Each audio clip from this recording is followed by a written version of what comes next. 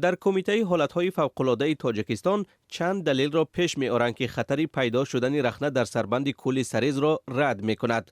به گفته متخصصان حجم آب در زمستان امسال زیاد نشد، آبشوی پریخ‌ها به مشاهده نرسید و خود کل هم کاملا یخ بسته است.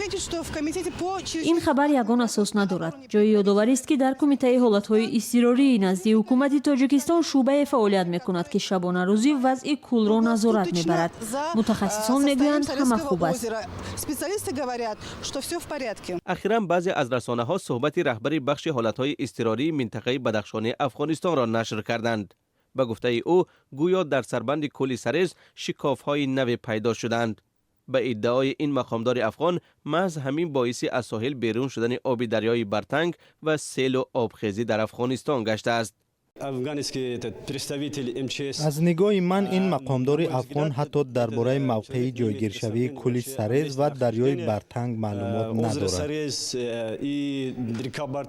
در صورت رخنه شدن سربند کولی سرز احتمال زیر آب ماندن منطقه های زیاد در تاجیکستان و ازبکستان و ترکمنستان و افغانستان وجود دارد.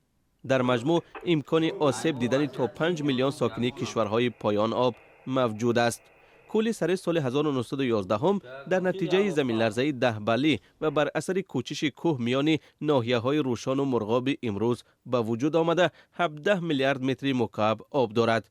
به قول متخصصان تاجیک رخنه شدن کولی سرز تقریبا غیر امکان است، زیرا پهنای سربند آن بیش از 2 کیلومتر را در بر میگیرد.